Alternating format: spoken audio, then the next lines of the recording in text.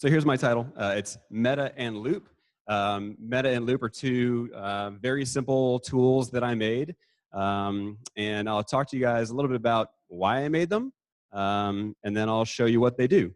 But the central theme here is challenge the monolith. And so we'll get to what that means in a second.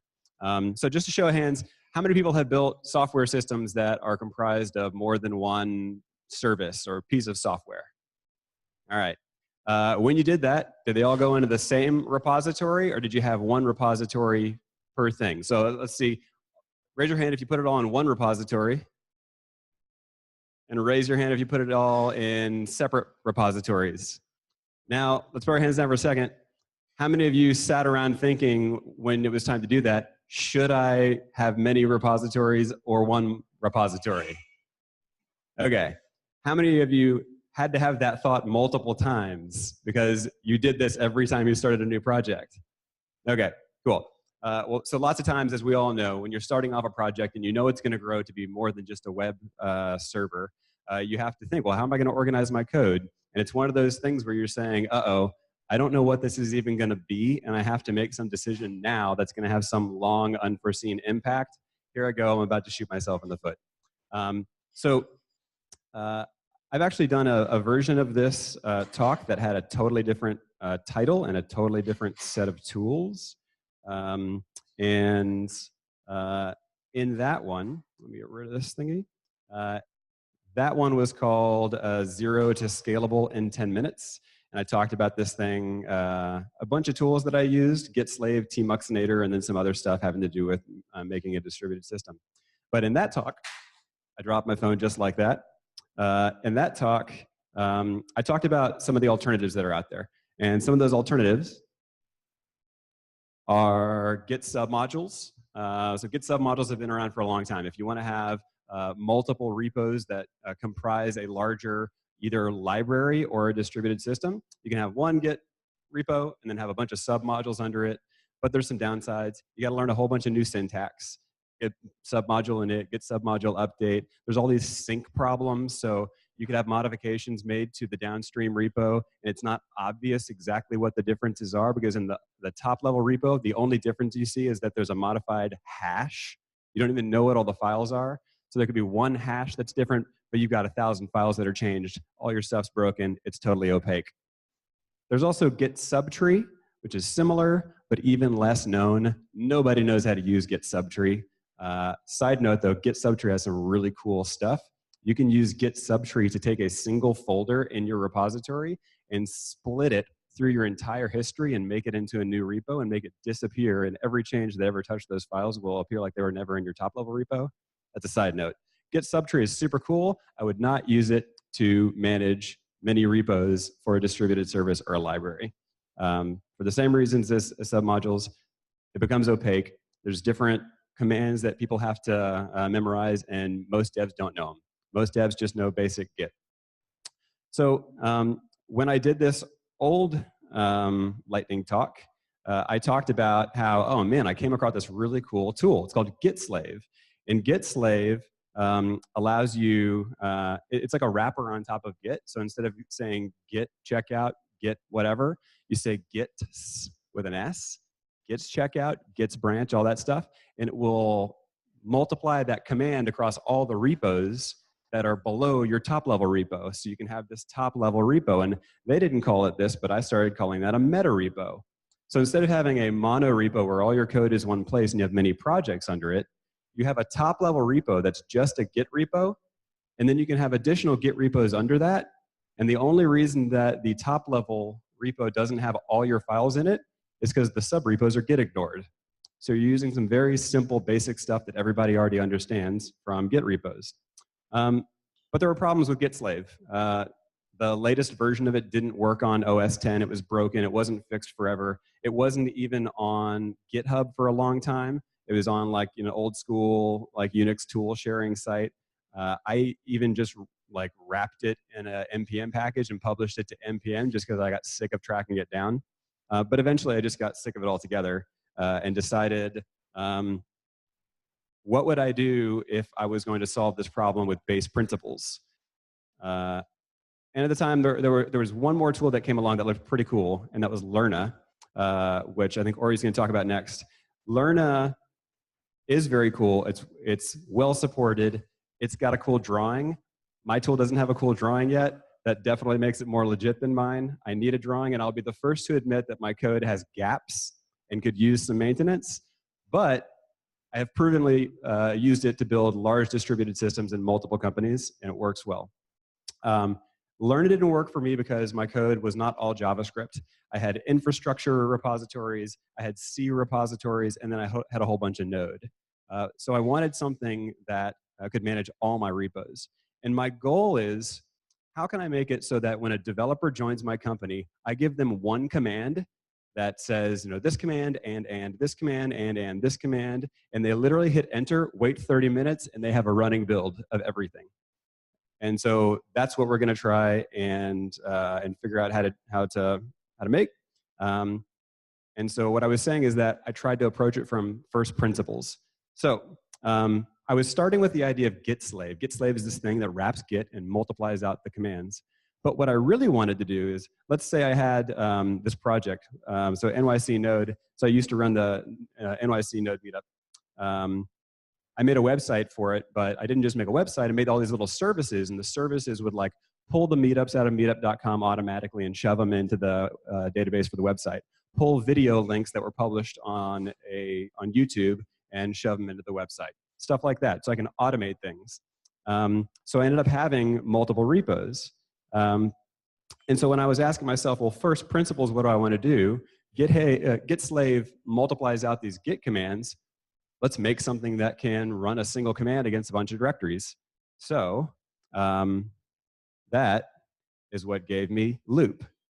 And so loop is just a super simple command. It allows you to, on the command line, take a single command and execute it against an arbitrary list of directories. And that can either be all the subdirectories of the current directory you're in, or you can just pass it a list of directories that are totally unrelated, and it will just do all these, this one command against all these directories. And so you can start to see here at the bottom where it says like loop get status, loop get checkout. Just with that little thing, I already had all the functionality of git slave. And so I can just hop over here and use it real quick. And by the way, to get loop, super simple, npm install -g loop, boom, you got it. So over here, you can see I got these blue directories. So I can say loop pwd, and now it's going to run pwd in all those folders at once. Or I could say loop get status, oops, if I can type correctly. And now it's going to do loop get status against all my directories at once. So now I know the get status of a distributed system, effectively. But what if I wanted to make a feature that crosses a number of different projects? It touches the UI and it touches some backend services. Well, maybe I want to do loop get checkout -b feature new feature. And now I have a new branch on all of my repositories.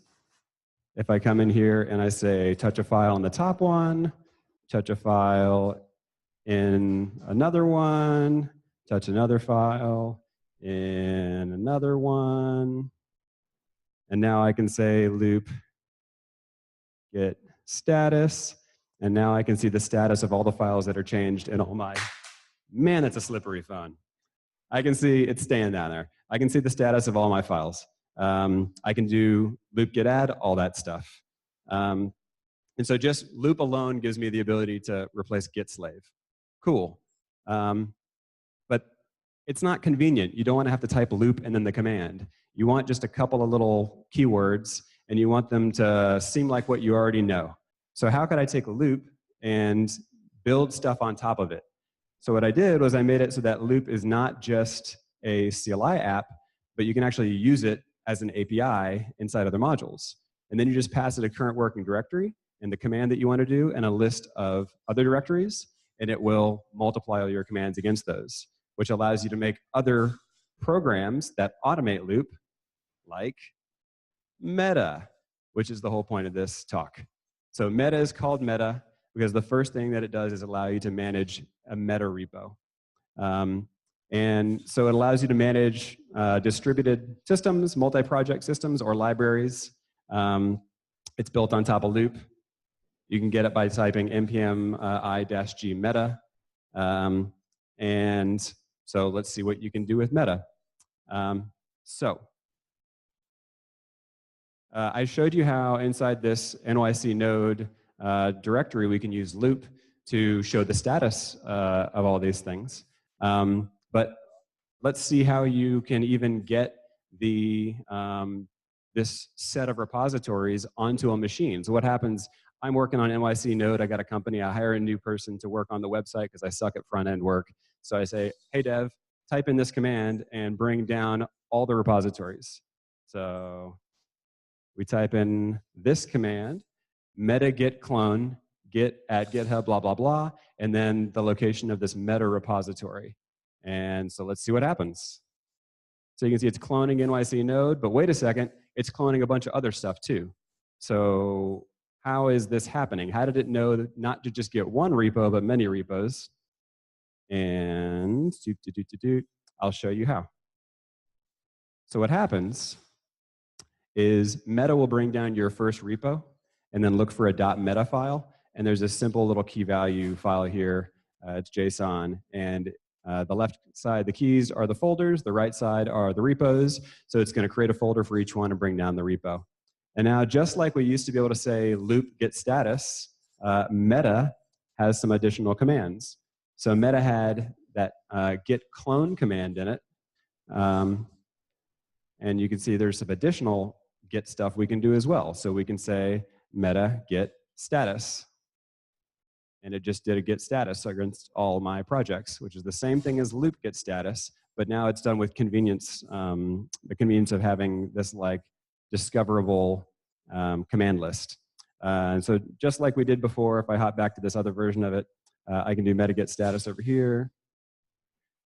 Maybe I don't want to actually check on these files. I can say meta git clean, fd. It'll get rid of them all. Meta git status again, boom, they're gone. So now I just did a whole bunch of work across a bunch of different projects. I didn't have to leave my command line to do it. Any questions on this stuff so far?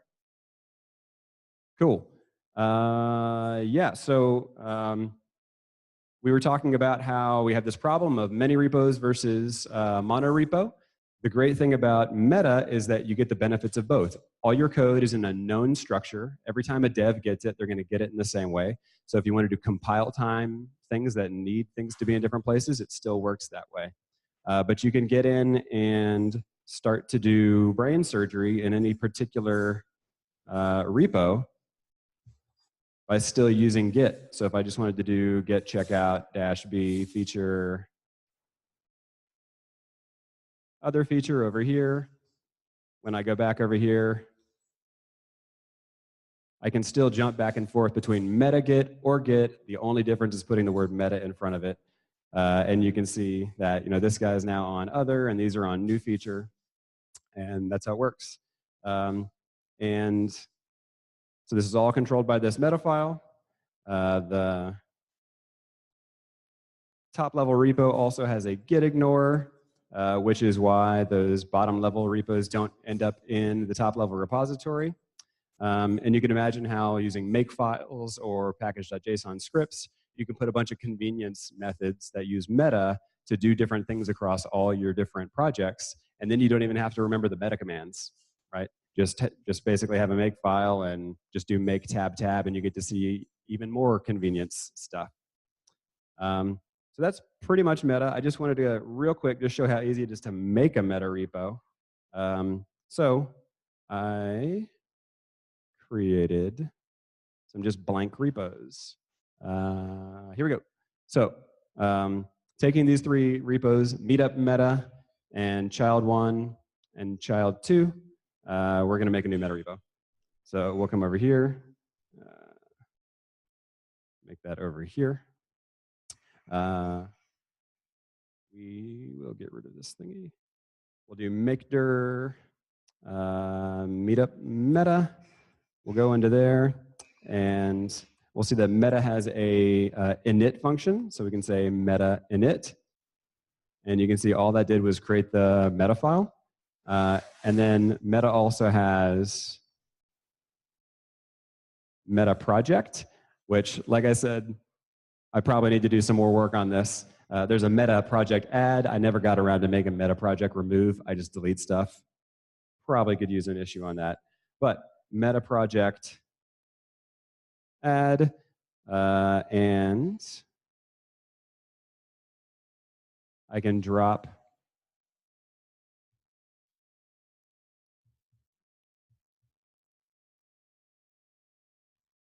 the GitHub URL for this project. Oops.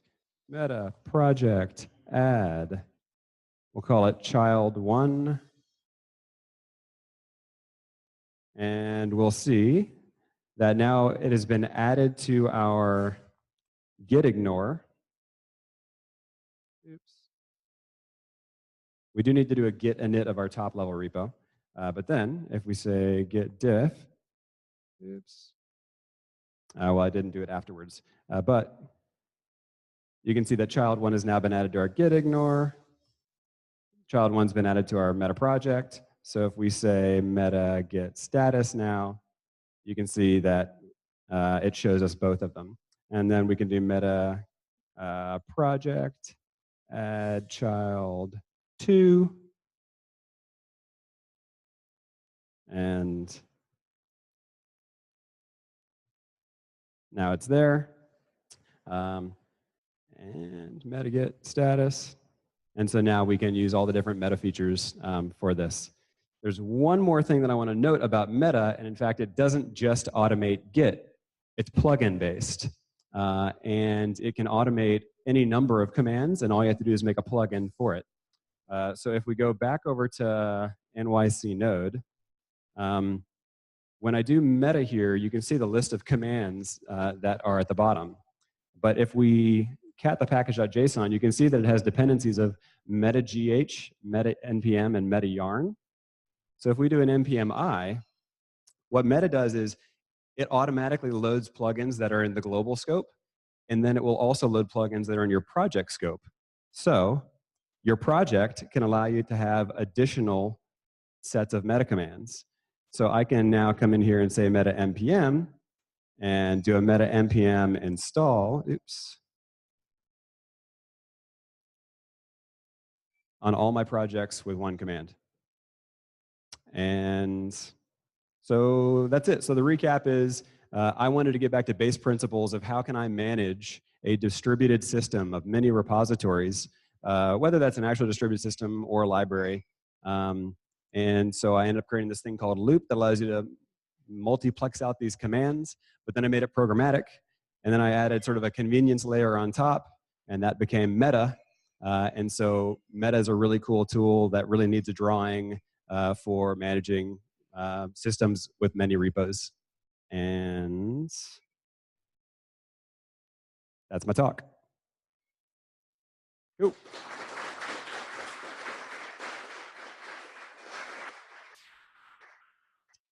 Question? So the question is, can you scope commands to specific directories? So yeah. So with the plugins will only show in Meta in the directory where the plugin is installed with that package.json. So the other thing I didn't mention is you can have meta repos of meta repos. There's no reason that so at our work, we have a meta repo for each team. So we have a hardware engineering team, they have a meta repo. We have a software engineering team, we have a meta repo. Those are all under another meta repo. And in fact, we have multiple meta repos under each of those. It's just turtles all the way down. And so in each of those meta repos, you can install whatever plugins you want. Yep. Yep.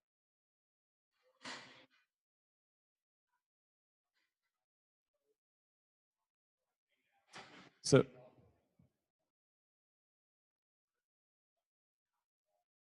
no, you can't.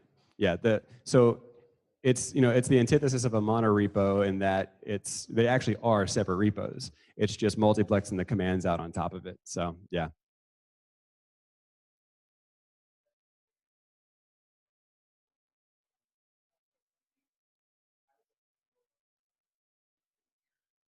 So if it reaches an error, the error happens on the individual command level. You can pass two different options, which will say like fail automatically, or will say, so there's two options that change how it reports back the exit code. And this is mostly for continuous integration stuff. But you can tell it to fail automatically after the first error and return an exit code. Or you can say collect errors and then return me an aggregate error code of 0 or 1, where it's a 1 if there's any ones, right? Yep. Yep.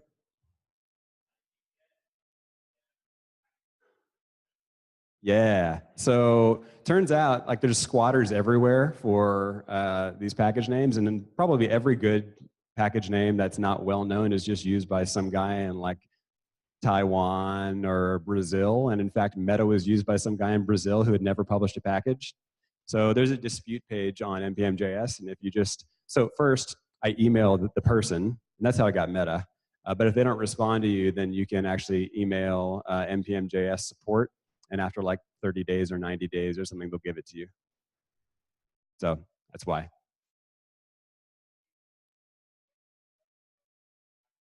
Yeah, it's both. Yep. Cool. All right. Thanks, everybody.